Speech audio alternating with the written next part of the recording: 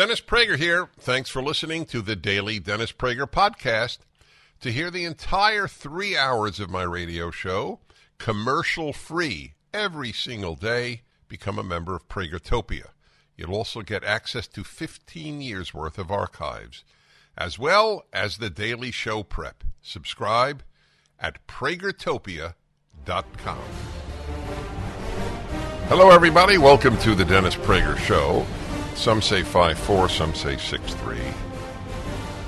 New York Times headline 6'3", the decision to overturn Roe v. Wade. Roe v. Wade, for the intellectually honest, including pro-choice who are intellectually honest, was a terrible law and caused horrible divisions in this country. Major moral questions, not legal questions, but major moral questions in general should be decided by the people. It is a fascinating aspect of all of this that the left, i.e. the Democrats, constantly tell us that democracy is threatened. Why wasn't democracy threatened when Roe v. Wade was enacted by 5 people? What was the decision in Roe v. Wade? You want to take a look? 7-2. It was 7-2? Yeah. 7 people, right. Why wasn't democracy overturned with that decision? Let the people decide on such major moral issues. The Constitution has nothing to say about abortion. I don't think the Constitution is against abortion necessarily. The protection of human life, which is that specified in the Constitution, or is that just in the Declaration of Independence? But I don't think it's in the Constitution. It's taken for granted, obviously. But I wouldn't argue that the Constitution says that abortion is unconstitutional. And I wouldn't argue that it's constitutional. It is a moral question that we have states. That's the whole purpose of states, to have a moral laboratory, a political laboratory, a social laboratory. And hopefully people of goodwill can look and see, gee, this state seems to have gotten it right. This state seems not to have gotten it right. Abortion is not banned on any federal level. The biggest states in the country, outside of, some of the biggest states, certainly the biggest state, California, will not only continue to have abortion on demand. You're 9 months pregnant and you want an abortion, please come right in. In fact, we'll support you financially. And anybody who would like one anywhere in the country, please come to California or please come to New York and get an abortion. Undoubtedly, there will be funds from left-wing groups that will even give women, yes, women get pregnant, not men, will even give women who do not want to give birth and to want to have an abortion and for whatever reason refuse to give the child up for adoption, the means with which to travel to another state and get her abortion. So why is there so much screaming? What did AOC do? She went in front of the Supreme Court and said, to the streets. Yeah. Is it truly a nihilistic individual? I think it's very important, as much as the abortion issue is important, I think it's important to analyze the reasons for the passion of both sides. In order to assess what is happening, you need to understand both sides. So the pro-life side is pretty clear. People on the pro-life side believe that from conception you have a human life. The irony here, if it is indeed ironic, is that they have science on their side. What is it from conception if not a human being? Now you can say, if you will, and I have some understanding of this, that over time it becomes fully human, if you will. It is at least a nascent human upon conception. I'm not going to get into the theology, and I'm not going to get into the science. I did get into the science. I think it would be a major victory if states said, look, as they do in France, look, we're against abortion. You know, we have the most lenient laws in the world in the United States. I think Japan is the only one with as lenient a law. We should play the video of what it's like in other countries. Let's get that up. Sean, get the PragerU video. So Alan will send it to you. Most Americans have no idea how different America is from virtually every other country in the world. Certainly the much praised Western European countries, even Scandinavian countries. The idea that with no hesitation, on the part of society, a woman can get an abortion when what she is carrying, the fetus, if you will, the baby, if you will, is truly human. I mean, there's no disputing that with the brainwaves, the heartbeat, the breathing, etc., that we have here a human. It happens to be contained in the body of a woman, but I don't know why that changes its status. Play some of this. I want you to understand how Roe v. Wade made America uniquely either good or bad, depending on your position, but whatever your position, unique. American progressives look to Western Europe as the model of what America should be. So here's an area of European social policy that progressives will definitely want to examine more closely: Europe's attitude toward abortion. It happens to be much more restrictive than that of the United States. That's right. Western Europeans, as progressive and secular as they are, have a much more conservative attitude about abortion than American progressives do. Here is what Emily Matcher wrote in the Atlantic magazine in 2013. Quote, "I assumed that Western Europe would be the land of abortion on demand, but as it turns out, abortion laws in Europe are both more restrictive and more complicated than that. Waiting periods, decried by American pro-choicers as unreasonably burdensome, are common." Close quote. In Germany, for example, nearly all abortions are illegal after 12 weeks. And there's a 3-day waiting period and mandatory counseling before a woman is allowed to have an abortion, even during the permitted first 12 weeks. That's more restrictive than Texas. In the U.S., abortions are legal in every state before a pregnancy has reached its 20th week. After that, some restrictions do kick in. 11 states prohibit abortion after the 20th week of pregnancy. 20 states prohibit abortions at the point of viability, which is when a baby can survive outside the womb.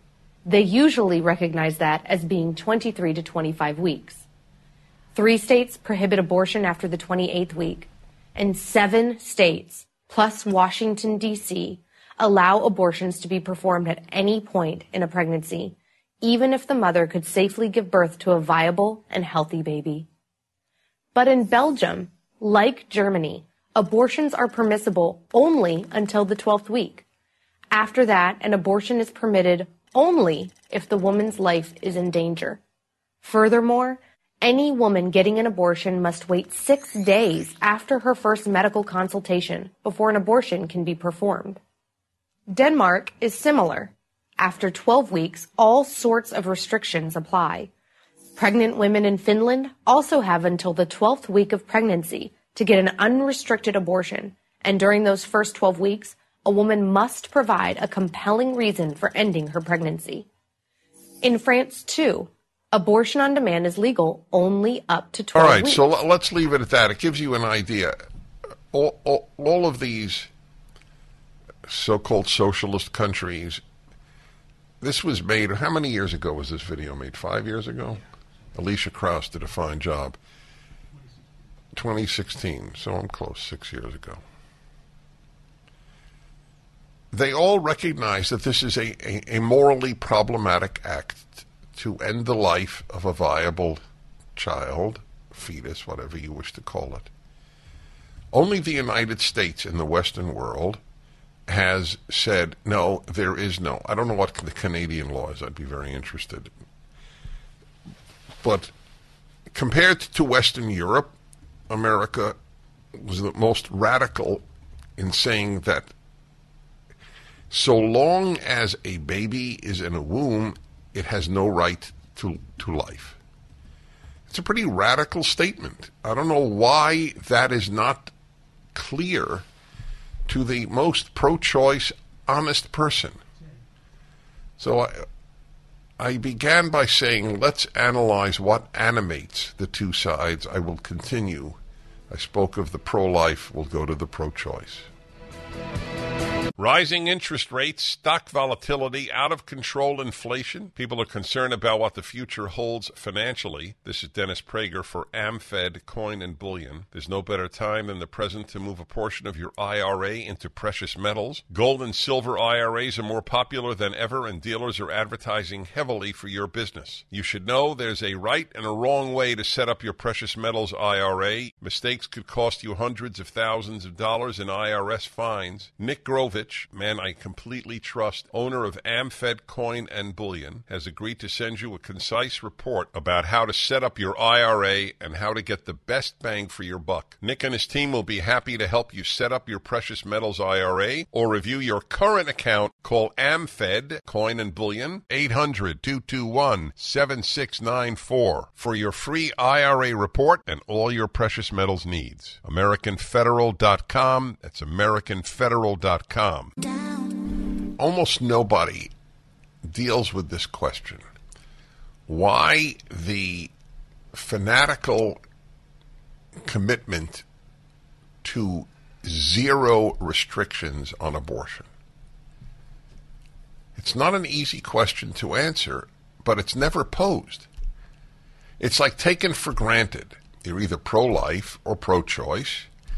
So if you're pro-life, you believe that taking the life of the unborn, except to save the life of a mother, which virtually is never the instance in modern medicine, is wrong, because it has a right to life. That's why it's called right to life. That creature has a right to life. Okay, you can differ with that. It is not an incoherent position. It is not an incoherent position that immediately upon conception we don't have the same thing. I believe that it's life from conception. But it is not incoherent to say that a zygote is not the same thing as a baby. Okay, that's not incoherent either. It is incoherent to say you can take the life of what is clearly a human being. That has no coherence. And it is very important in understanding what has happened to ask the question and then try to answer it. Why, even when it is incontrovertibly a human life, do pro-choice people believe that there could be no societal inhibiting of abortion? None whatsoever. The child is completely viable. If a C-section were to take place, you would have a perfectly healthy baby. That baby can be killed, and any statement to the contrary suppresses women's rights. That is the position of the pro-choice community. And that's not coherent. That's not morally or logically coherent. So why is there such a fanatical devotion to unlimited rights to kill viable babies? I'm not talking even first trimester. I'm talking about where we have an obvious moral dilemma. A baby is involved. A baby. So that is a very interesting and important question to answer. Why the fanatical commitment to the right to kill a baby? You cannot deny it's a baby when it has heartbeat, brain waves, and certainly when it could be viable outside of the woman's womb. That is a level of moral fanaticism that needs to be analyzed. In that regard, I would ask all of you to watch and show to others my video at PragerU on abortion. It doesn't talk one sentence about legality. It only talks about the morality of abortion. I have always felt that was the far more powerful way to address the issue for people who have misgivings about the taking of a baby's life. And it begins with the question, is it a baby? When it is viable, is it a baby? I think that if you can still talk, and I hope you can, to pro-choice relatives and friends, just ask them, at what point in pregnancy would you say it is a baby? Or is it never a baby? Does baby mean outside of a woman's body? Is that the new definition of the word baby? That until then, or even human, at better than the word baby, ask your pro-choice friend or relative, at what point do you believe it is a human being? Is it only a human being when it is outside of the womb? That is illogical. You don't need God. You don't need, for this issue, you can just argue reason. For many pro-life people, obviously God is the dominant factor. I respect that. But in making the argument, there is no necessity to utilize the God issue. Just ask. Since we all think we agree, at least, we don't agree on almost anything left and right, but I think we agree on what is a human being. Why is a human being not a human being if it's inside a woman's womb, inside the uterus? I have never gotten a response to that because there is no response to that. The woman can do what she wants with her own body is the response. The people who say it are not being intellectually honest. It is not her body. It is another body. So that argument is bizarre. Leave your hands off our bodies. This is a common cry of the pro-choice folks. The irony is that, too, makes no sense. We don't want any hands on your body. The pro-life people, their whole argument is, leave her alone. But, as I say, on all left-wing issues, coherence, moral or otherwise, is not a criterion for taking a left-wing position. So I return to my original question, what animates the pro-life crowd? I think there are far deeper issues involved here. Since there is no intellectual or moral coherence to the position that it's not a human being in, let's say, the 7th month. That is not logical or scientific or anything. I think one aspect, of the issue is people on the left do not like to be told that anything that they want is not moral. They are not used to it. They have never been told it. They have been told their whole lives, however you feel is moral. That is a defining element to all left-wing positions. I feel men give birth, ergo men give birth. That's all that matters. How do you feel is the measure of right and wrong. We continue. The Dennis Prager Show. Towels just don't seem to dry you anymore. They feel soft and lotiony in the store, but you get them home and they don't absorb. Well, Mike Lindell at MyPillow found that out around 2006, and towels changed forever. He found the best towel company right here in the USA. They have proprietary technology to create towels that feel soft but actually work. And that happens to be true. I use them. They are all made with USA cotton, and they come with the MyPillow 60-day money-back guarantee. 6-piece set, 2 bath, 2 hand towels, 2 washcloths. Regularly $109.99, now $39.99. Just go to MyPillow.com and click on the new radio listener specials and get deep discounts on all MyPillow products, including the towels, by entering the promo code Prager. Or call 800-761-6302 for these great radio specials. MyPillow.com, promo code Prager. Hi, everybody. Question that is almost never addressed is, what is the motive behind the passion to unrestricted allowance in our society of taking the life of a baby, a viable baby? Therefore, I am even leaving aside those months wherein it is not viable on its own, the baby. Okay? I'm taking the extreme nature of their position that no one can deny. So they'll say at the beginning it is not fully human or not a human. I'm not going to even debate that issue, even though science says it's a human. Why the passion to allow the killing of a baby that was voluntarily produced? The vast majority of cases does not involve, correct, a rape. That's very important. So the woman got pregnant voluntarily.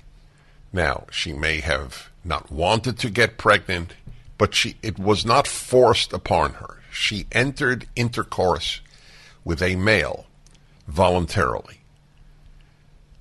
So that is part of the answer, I think. For on the left, you cannot tell a woman you are wrong. You can tell and must tell men they are wrong constantly. But the idea that a woman can be morally wrong is vile to folks on the left. There is nothing higher than you and your desires in this matter. There is no morality higher than what you think is right for you. Moral is moral for you. That's what is at the heart of this issue. It is the radical secularization of society expressing itself.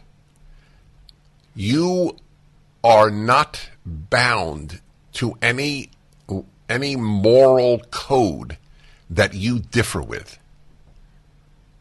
because all morality is personal opinion. That, my dear listeners, that is the fundamental issue here. There is finally a time that has occurred that says to the radically secularized and the radical notion of I determine what is right and wrong, society has no say. It has finally confronted that attitude. This is why the screams are so loud. For AOC, what she believes is right is right. The entire left has always felt that way on any issue that they hold. We are bound to no code. We are the authors of right and wrong. That's the issue at its heart. Given that it is incontrovertible that at a certain time of pregnancy we have a full human being involved, That is undeniable. The idea that it is a worthless pimple until it's born is an absurdity. It is in the league of men give birth and defund the police. It's an absurdity. It's not a human till it's born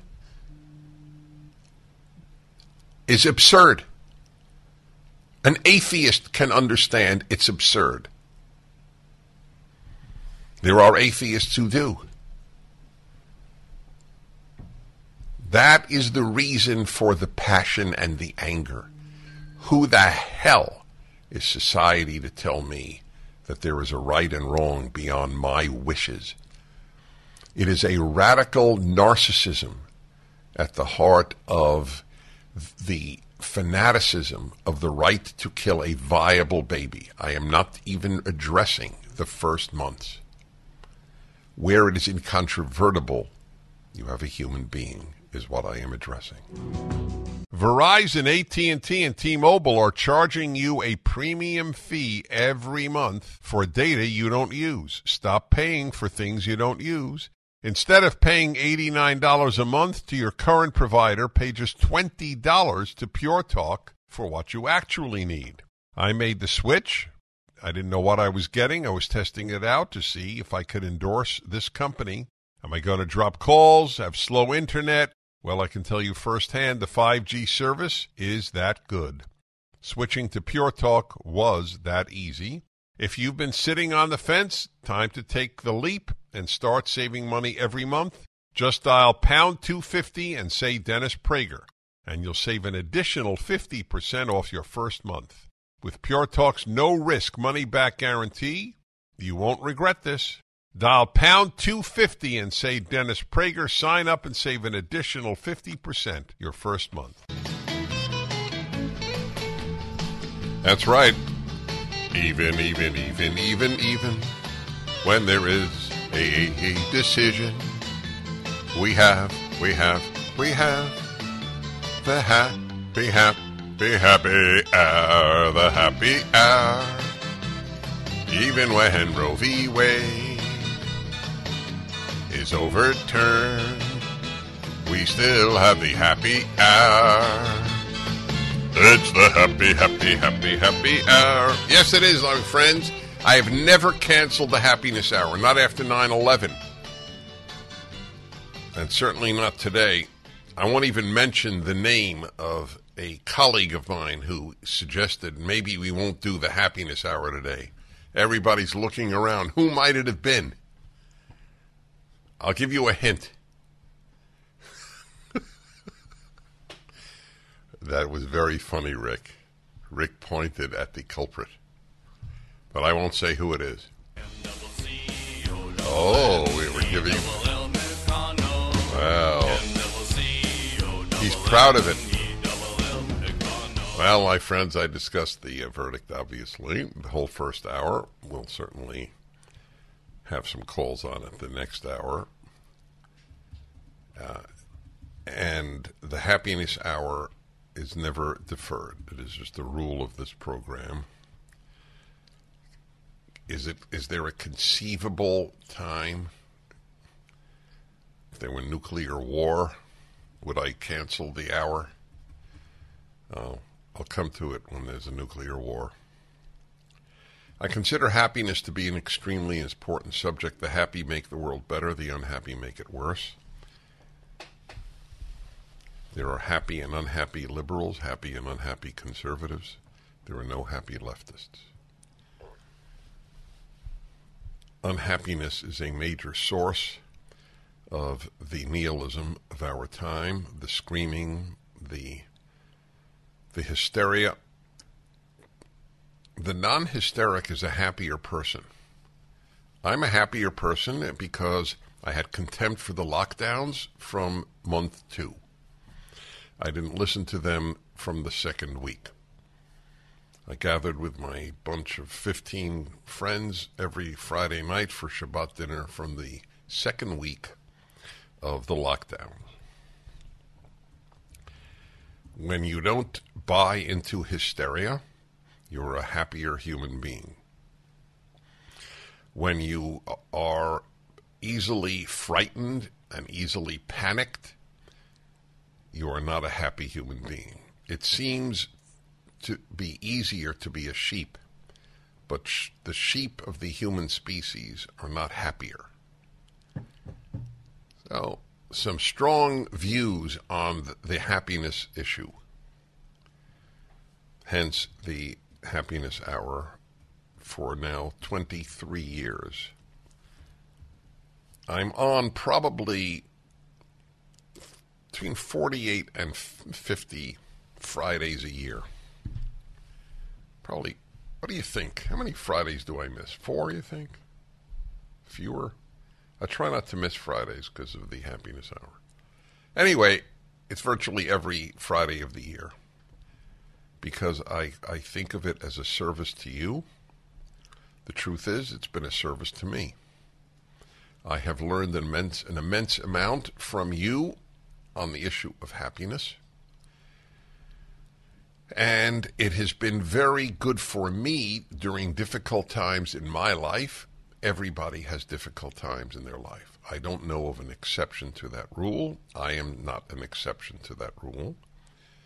But I have tried to live by my advice, my plea, that people act happy even if they don't feel it.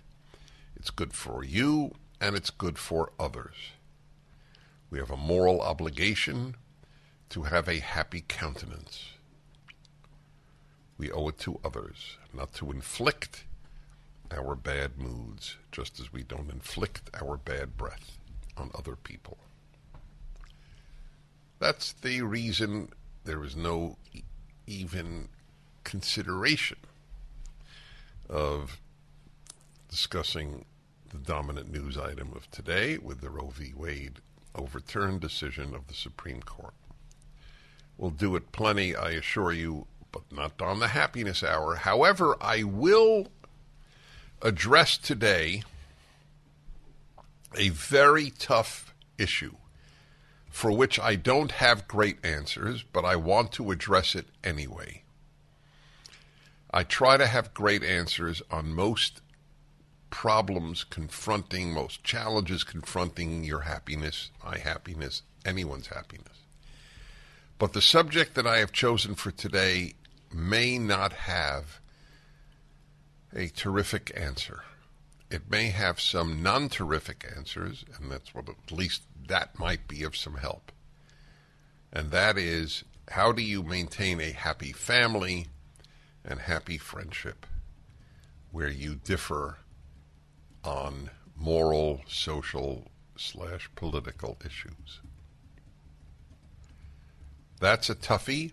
I'm not sure that there is even an answer, which is why it's so tough. And I feel a little bad because I do, in fact, try to give you answers to most of the questions that arise with regard to happiness, but I'm not sure I can do that in this regard. Many of you listening to me right now have an adult child alienated from you because of politics. Or really, it's not even politics. I find that a cheapening word. Because of social issues or differences with regard to social and moral issues. Take the one that is in the news.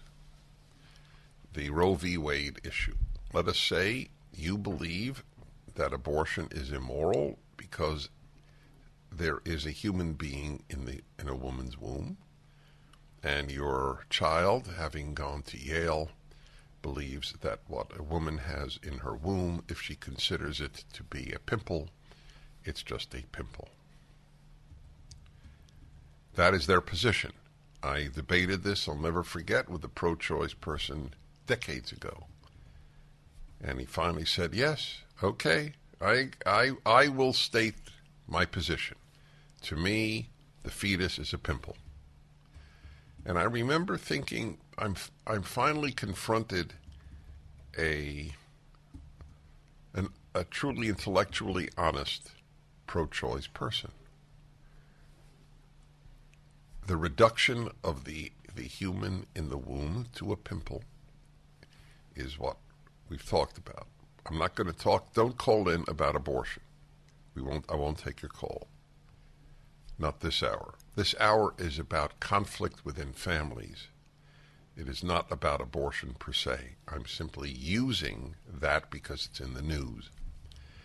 If you're pro-life and your child went to Yale and is now a believer that the human fetus is worthless, then you have a real conflict. What can be done about it? What can be done about marital rifts on political issues? You believe that this country is essentially a decent and good place for people of every race. Your spouse believes that this is a cesspool for all non-whites. That's a big problem. There's no way of denying that. So what do you do about it? Well, children and spouse may not be the same issue.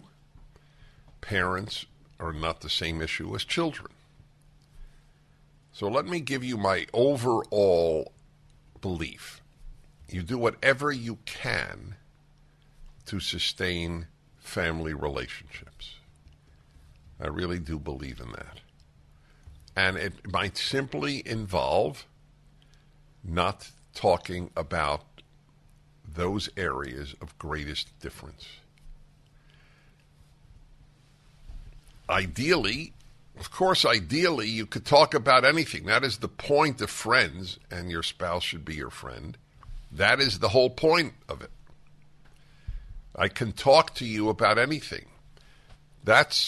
If you can't talk to a friend about anything on your mind, then the friendship is not that deep.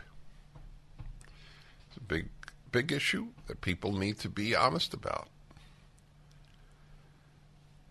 But that's why I would draw distinctions between family and friends. While I've been blessed that my friends have been my friends as long as they have been my friends, I don't recall any friends that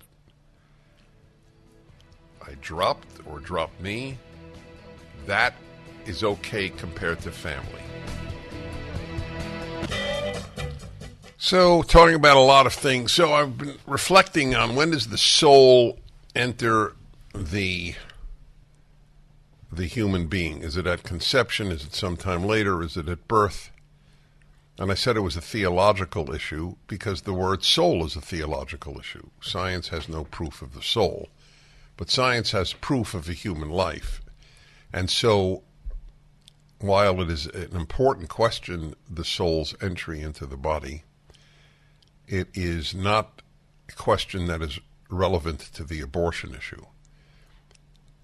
And I think an atheist can appreciate that once you have a viable human life, there's no justification for abortion except in the cases of rape, incest, which are less than 1% of the cases. Certainly, the issue of saving the mother's life is now almost moot. Her life is not, women's lives are not being saved by abortions. It can happen on an exceedingly rare basis, but you don't make laws based on something that is as rare as being hit by lightning. Science does not argue for the pro-choice position. There is no moral argument for it. I don't know of a moral argument for midterm to late abortions. If you do, I would love to hear it, and I mean it quite sincerely. Okay, oh good, here's a good challenge. I love challenges. Bloomfield, New Jersey, and Oscar, hello. Hi, Mr. Prager. Yeah. I've been listening. I was just a friend of mine told me I should listen to you just to see what exactly you were about, and I have to seriously say that a lot of your arguments seem to be very strawmanning, especially with this about abortion. I have yet to see where women wake up, like all of a sudden saying, I just want an abortion after choosing to carry on with an abortion. I didn't follow the last point. I'm so sorry. I said that I know what you said, so restate it because I didn't understand it. I'm sorry. I don't. Yes, when you complain about unrestricted abortion, you're making it seem that it's as if all of a sudden women wake up on the 8th day, on the 8th month, the 9th month, saying, you know what, I'm just going to have an abortion and be done with this. Some do. I don't. Some do. Otherwise, why did they have an abortion? Wait. You have numbers. All right, that's a stupid question. Let me ask you an intelligent question. Why does a woman have an abortion in the 8th month? Because things can happen. Like what? I'm not a medical professional, but I do know that. Okay, wait. You say things can happen, but you can't imagine what can happen. So what? I don't try to imagine these things because you know why? I am a man, and I do not have to face these troubles, and neither do you. You have no claim. How do you know I'm a man? How do you know I don't identify as a woman? Because you claim to be a man, so therefore I'm going to presume you have a penis and you have no ovaries. Right. So to you, that's that. Do you think that's determinative on whether someone is a man? You're just doing. You're just changing the subject. You changed the subject. Okay. All right. I won't change the subject. You understand what you just said? A man has no right to have a moral view of abortion because he doesn't get pregnant? No, I said you nor I have any special claim because it's not. I don't have a special claim. I have a human claim. Okay, can a woman come? Okay, I don't. All right, listen. I'm glad you called. I feel that it is. You've made my point. I'd love to hear moral arguments for late term or midterm abortions. The notion that a man cannot have a moral opinion on the issue because he doesn't get pregnant is painful to hear.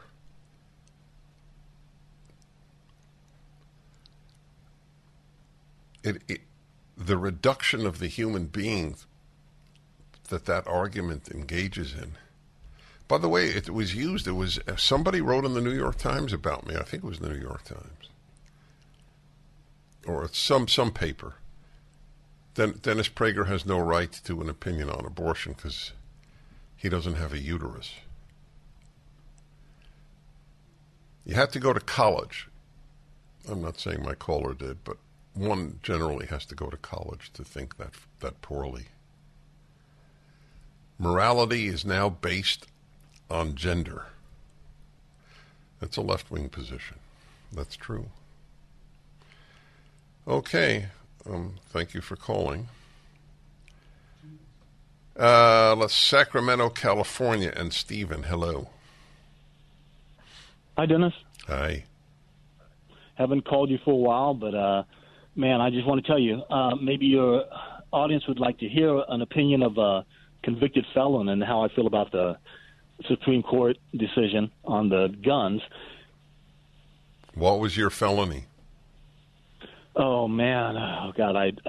Road rage. Can I just say that? It was back in the 70s. Mm-hmm. And anyway, my felony conviction was reduced to misdemeanor, dismissed because I got through my probation without any trouble. I haven't been in any trouble since. I was a Democrat then. I've woken up. I'm a conservative now, thanks to you in big part, by the way. Mm-hmm. And nice. I feel totally different. No longer a criminal or anything like that. But I want to tell you how I feel about the gun law.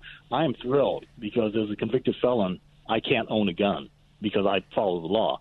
And if I'm out in public and some thugs start shooting, first of all, I know it's not a law-abiding citizen that's carrying a gun legally because they don't start shootouts.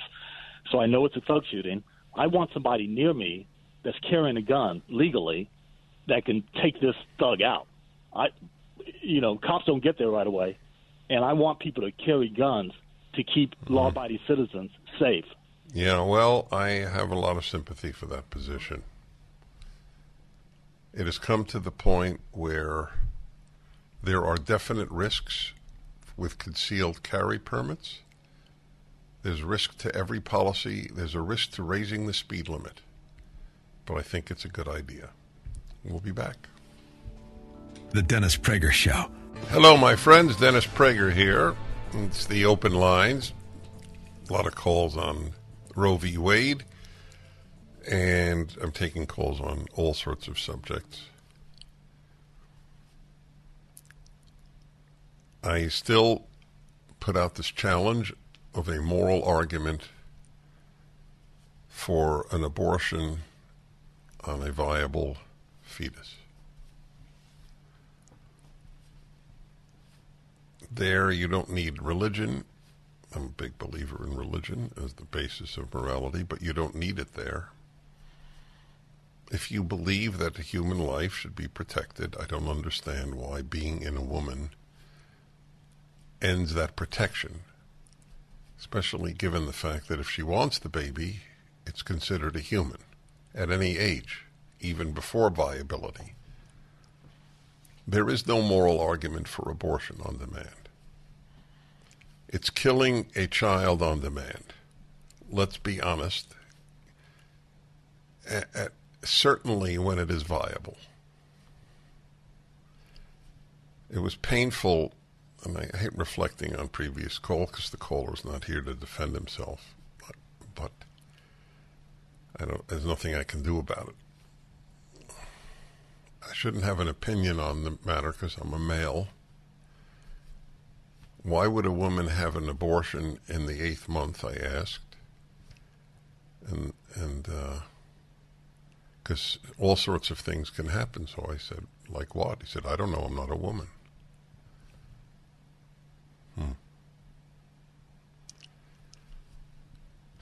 When we don't share the same language of reason and logic, the foundation of society is really at risk. There is one thing we rely on. It's like when we drive, we rely on the rationality of other drivers. Otherwise, we wouldn't drive. We assume that the drivers going in the other direction on a 2-lane highway will not veer into our lane and crash into us. And we are virtually always right. So the whole notion of driving is dependent upon our assumption that virtually every other driver is rational. That is a good analogy to society. Society is sort of traffic. It's on a road. We interrelate. We can't have traffic if we don't have a shared rational system. We can't have it on the road. We can't have it on life's roadway. It has broken down. The left has broken down the shared language of reason. You're not a man. You can't have an opinion on abortion. Men menstruate. Defund police. We have abandoned reason. The problem is guns, not fathers. I told you my favorite single question to ask the people who are agitating for more and more confiscation of guns. What do you think would reduce violent crime more? More fathers or more gun laws? Just ask that question.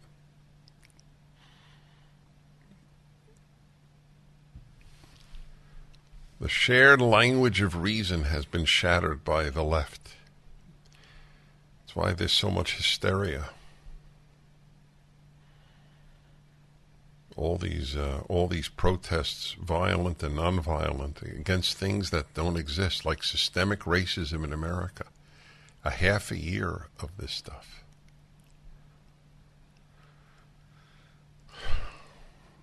New York Times has come out against blind auditions. The head music critic of the New York Times.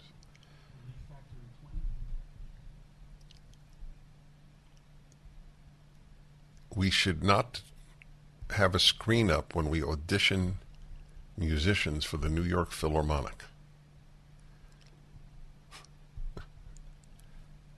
That's a shattering of reason. You choose musicians based on color. Hi, everybody. What's on your mind? Hour, third hour Fridays. Headed next week to Nashville. Be on Mike Huckabee's show. And doing a major event with Daily Wire. Everybody's in Nashville. It's amazing. It's really been a magnet for people who want a good life with liberty. Anyway, I don't know how you have a good life without liberty. So I'll report to you from there. Woodland Hills, California. Bob, hello. Hello, Dennis. I respect you enormously. Thank you. My wife came to me almost exactly a year ago and was loading her car, and I asked her where she's going, and she was leaving me because I did not accept CRT. What were her words? It's scientific truth, and basically I believe lies. And the problem arose because I was privy to my son's history class at our local high school because of the Zoom class thing, and I heard what they were teaching, and I've always taught him to be proud of where his family's from and to know his heritage, and they're basically were teaching all the white kids that they're trash. And I objected vehemently, and she couldn't handle it and packed her stuff and left. One time we had a police officer drive by our house, and a black man just happened by on the sidewalk, and Leanne, God bless her, said, watch out, he's going to hurt the black man. And I'm just... How long are you married? 34 years. God, I would love to hear her side. I'm not saying that you're telling me anything false at all, but I would just like to hear. You're leaving your husband after 34 years because he opposes what your child is being taught in high school? Yes. Would she say yes? That's correct? Yes, because she was part of the group that pushed CRT through the local school district. Up until 5 years ago, how was the marriage? On a downhill slide. I mean... And one suspects. It's hard to imagine it was good and then this happened. No, yeah. It was on a downhill slide. I met her in a European country on junior year abroad, and I was much more liberal, and she was liberal.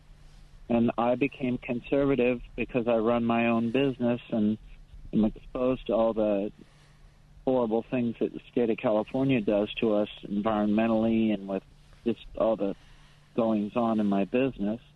And I became more conservative.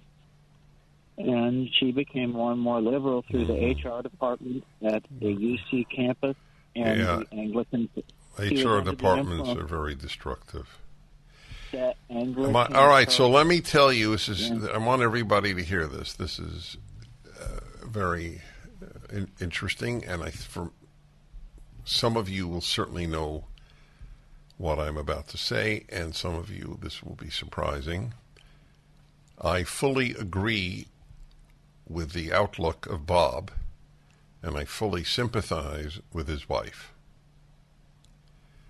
I always sympathize with the one who didn't change. Not that they're right. I think she's 100% wrong. But I feel for the one whose spouse changed. They were both on the left Things were fine. He awakened, which is what it entails, intellectually and rationally and morally. And she didn't, but he's the one who changed.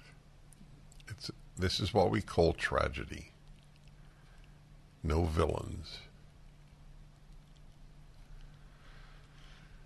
Well, I hope you can prevail in the raising of your child. That will be a challenge. And I thank you for calling. What else can I say? Tom of Alvin. When I say the famous Tom of Alvin, I'm not kidding. Well, I'm making progress on that. Good. Good. I wanted to, first of all, thank you for yesterday's show. It was really nice to get away from the really serious things that are going on right now, and especially given today's ruling, I think it was good to take a break from that sort of news.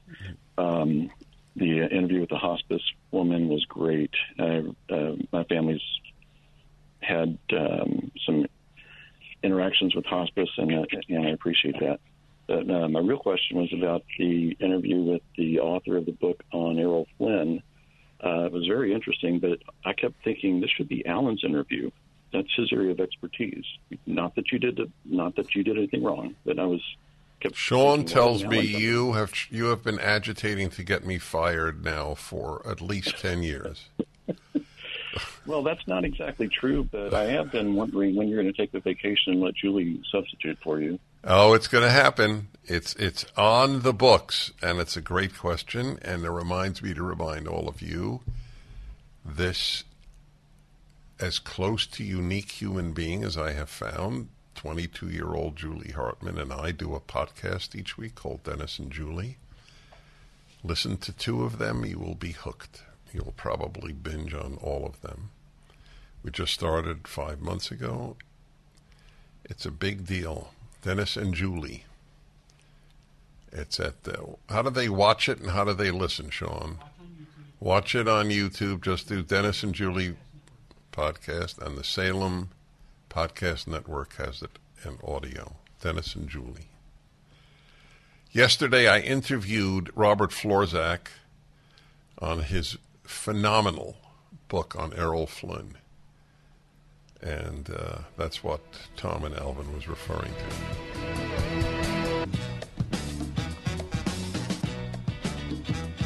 Hi, everybody. Dennis Prager here. I can't believe it. I just realized the final segment of the final hour of the show of the week. As Sean said, time flies when you're having fun.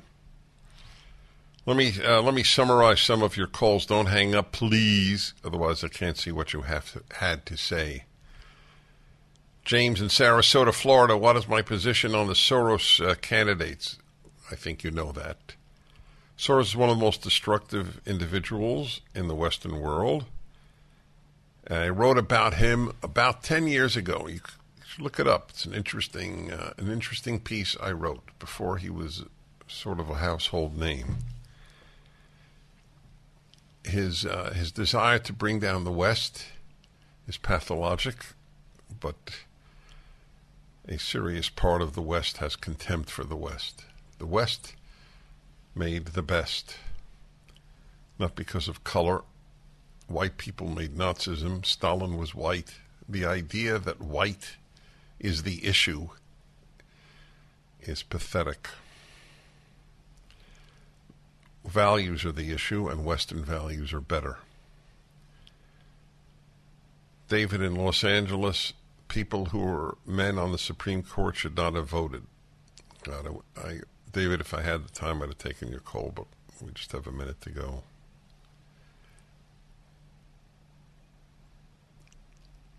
I don't know what to say. The idea that morality is determined by A, by the sex of people, and B, those who were most directly affected. If I don't take drugs, can I have a vote on drug use.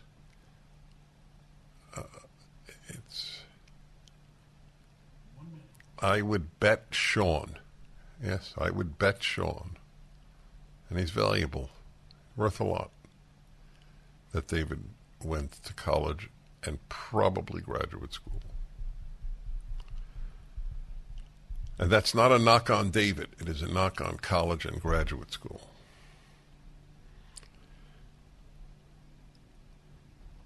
In Michigan, Arco says abortion is never necessary for the life of the mother. That is close to true.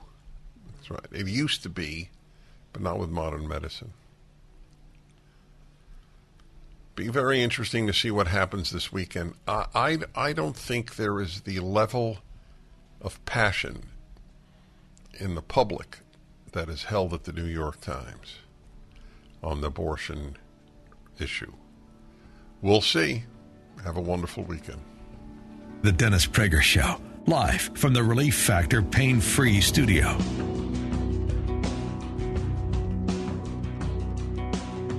Dennis Prager here. Thanks for listening to the Daily Dennis Prager Podcast. To hear the entire 3 hours of my radio show, commercial-free, every single day, become a member of Pragertopia. You'll also get access to 15 years' worth of archives, as well as the daily show prep. Subscribe at pragertopia.com.